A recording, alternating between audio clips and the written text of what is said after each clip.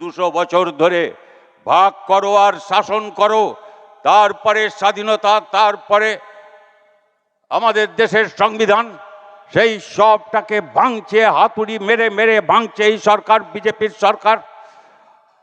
কংগ্রেসের সঙ্গে তো আমরা লড়াই করেছি, কমরেড সুজন চক্রবর্তী বলেছেন আপনাদের, আমাদের সেসব তো আমরা কখনো ভুলে যাইনি যে আমাদের কিরকম করে আক্রমণ হয়েছে, এখানে খাদ্য আন্দোলনে কত শহীদ হয়েছিলেন ভুলে যাইনি আমরা ভুলে যাইনি কেমন করে 67-তে দুটো বামপন্থী দল, আমরা একদিকে একটা ফ্রন্ট, তার নাম ইউএলএফ, আর একটা পিইউএলএফ, তারা আলাদা আলাদা করে লড়াই করেছি। জ্যোতিবাবুকে ভোটের আগের দিন সাংবাদিকরা জিজ্ঞেস করেছিলেন, আপনারা দুজনে মিলে যদি সরকার করার মতো ক্ষমতা হয় কি করবেন, আপনারা পরস্পরের বিরুদ্ধে লড়াই করছেন। জ্যোতিবাবু বলেছিলেন, নির্বাচনের পরে মানুষ যা রায় দেবেন, যদি কংগ্রেসের বিরুদ্ধে রায় দেন, আমাদের দুজনকে এক হতে হবে, এক জায়গায় থাকতে হবে। তাই হয়েছিল, তাই যুক্তফ্রন্ট তৈরি হয়েছিল। আর সেই যুক্তফ্রন্ট সরকার ওরা থাকতে দেয়নি, ভেঙে দিয়েছে প্রথম যুক্তফ্রন্ট সরকার, ভেঙে দিয়েছে তারপরে দ্বিতীয় যুক্তফ্রন্ট সরকার। অজয়বাবু, উনি শ্রদ্ধেয় লোক, আমি বিশেষ কিছু বলছি না, কিন্তু উনি শেষ পর্যন্ত সেই সরকারের বিরুদ্ধে অনশনে বসেছিলেন।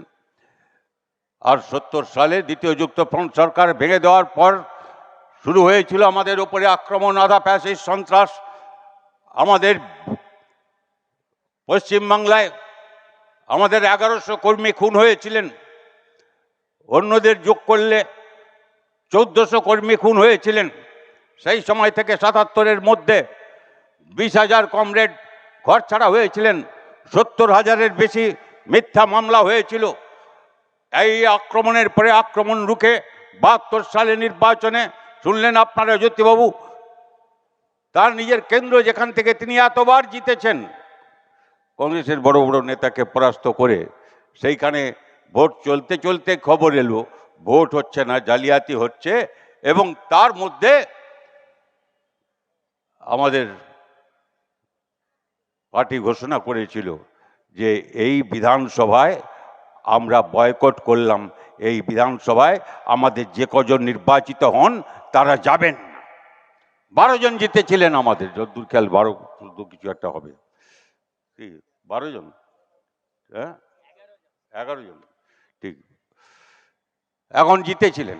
কিন্তু সেই 11 জন একজনও বিধানসভায় শপথ নিতে যাননি, 5 বছর বিধানসভায় যাননি, মাইনে তোলেননি, ভাতা তোলেননি, এমএলএ হিসাবে কোনো কাজ করেননি। বয়কট করেছিলাম আমরা বিধানসভা আজকে। আর তারপরে খালি আমরা বলেছিলাম পশ্চিমবাংলার উপরে আজকে যে আক্রমণ হচ্ছে, সেই আক্রমণের পাশে যদি ভারতবাসী না দাঁড়ায়, মনে রাখবেন সারা দেশে আক্রমণ প্রসারিত হবে। তাই হয়েছিল, সারা দেশে জরুরি অবস্থা জারি হয়েছিল, তারপরের দিন ইত্যাদি ইত্যাদি। আমি সব কথায় যাচ্ছি না। আর কমরেড সুজন চক্রবর্তী বলেছেন আপনাদের যে কেমন করে 77-এর সেই জরুরি অবস্থার পরে নির্বাচনে কংগ্রেস প্রথম পরাস্ত হয়েছিল। না, ভাবিনি যে সত্যি সত্যি কংগ্রেস হারবে, ইন্দিরা গান্ধী হেরে যাবেন, সঞ্জয় গান্ধী হারবেন, ইত্যাদি ইত্যাদি, এসব ভাবিনি। কিন্তু মানুষ রায় দিলেন, মানুষ ইতিহাস তৈরি করেছিলেন। আমরা বুক ঠুকে কেউ বলতে পারবো না, আমাদের বয়সে যারা ওই লড়াইয়ের সময় থেকে আছি, আমরা কেউ বুক ঠুকে বলতে পারবো না। কি প্রশান্ত দা, কি বুঝেছিলেন নাকি আপনি? না, আর ফল বেরোচ্ছে। এবং ওই তখন আবার এখানে অল ইন্ডিয়া রেডিও ওইসব বলতো না, কোথায় ভয়েস অফ আমেরিকা, কোথায় বিবিসি, ওখান থেকে দেশের খবর জানতে হতো, এখনো জানতে হয় এখন। কিন্তু আমি এসব কথা বলেও আপনাদের বলছি, সেই অবস্থা যা ছিল তার চাইতে আরো ভয়ঙ্কর হচ্ছে এই অঘোষিত জরুরি অবস্থা যা মোদির সময়ে কায়েম হয়েছে। এরকম বিপদ আমরা কখনো দেখিনি।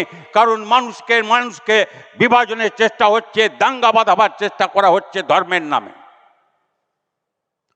ওই সময় ইন্দিরা গান্ধী যাই করুন, ওই সংবিধানে দুটো কথা যোগ করে দিয়েছিলেন, ধর্মনিরপেক্ষতা আর সমাজতন্ত্র। আমাদের দেশ কি হতে হবে, উনি ওর নীতি নিয়ে লড়ছিলেন একটা, আমরা তার বিরুদ্ধে ছিলাম। কিন্তু আমি বলতে পারবো না যে এখন যে আক্রমণটা হচ্ছে তার চেয়ে ওটা বড় আক্রমণ ছিল না, ওইটার চাইতে এইটা অনেক বড় আক্রমণ যে আক্রমণ হচ্ছে। কারণ আক্রমণটা যে কি তাই অনেকে বুঝতে পারছে না। আচ্ছা, বোঝেননি কি সত্যি সত্যি যখন হঠাৎ করে নোট বাতিল বলে ঘোষণা শুনলেন?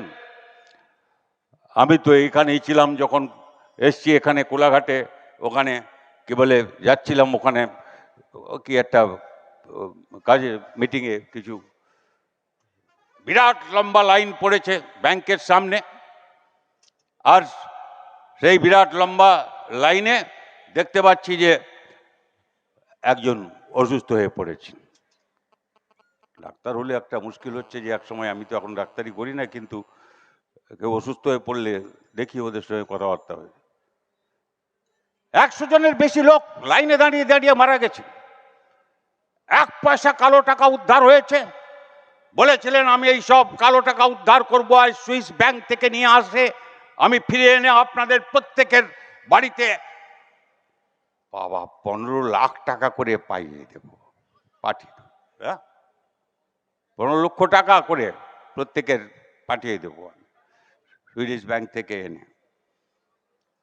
আমি জিজ্ঞেস করুন, যারা বিজেপি করছেন, বিজেপির সমর্থন, তারা যদি কেউ আমাদের কথা শুনছেন, আমি তাদের বিনীতভাবে নম্রভাবে জিজ্ঞেস করছি, আপনি তো ভাই বিজেপি ছিলেন না, হয়তো আমাদের সঙ্গে ছিলেন, হয়তো কোনো জায়গায় ছিলেন। বিজেপি তো, আমি যখন বিরোধী দলে বামফ্রন্ট সরকার চলে গেছি, একজন মাত্র এমএলএ কথা বলতে দাঁড়াতেন, আর এই তৃণমূলের রাজত্বে তার 70 পেরিয়ে গেছে। 1 থেকে 70 বাংলার ইতিহাসে যা কখনো হয়নি।